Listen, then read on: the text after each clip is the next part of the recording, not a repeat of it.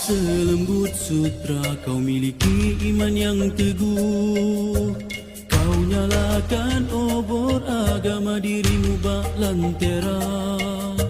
Di belenggu jahiliyah kau tempuh dengan berani. Walaupun jasadmu milik Tuhan, tetapi hatimu milik Tuhan. Kau masih menjadi saksi ketabahan keluarga itu. Jika suami dan anak dibaring menghadap mentari, disuruh memilih iman atau kekufuran, samar jahiliyah atau sinar akidah. Sabarlah keluarga Yasir, bagimu syurga di sana, dan kau pun tega memilih syurga. Walau terpaksa mengorban nyawa, lalu tombak yang tajam menikam jasadmu yang tiada bermaya. Namun iman di dadamu sedikit tidak berubah. Darahmu menjadi sumber pelita iman.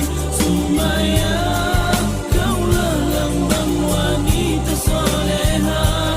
Tangan yang disangka lembut menghayut buaya, menggoncang dunia, mencipta sejarah.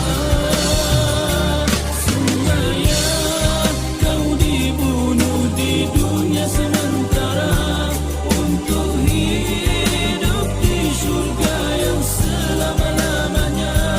Kaulah wanita terbaik sebaik manusia, namamu tetap menjadi sejarah.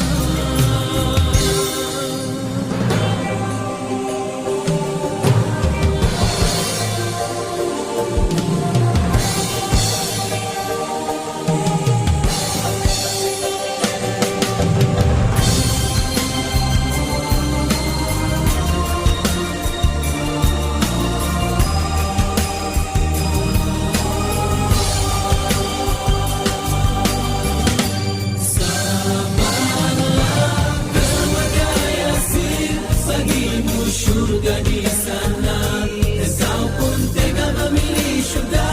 Walau terpaksa mengorban nyawa, lalu tombak yang tajam menikam jasadmu yang tiada bermaya.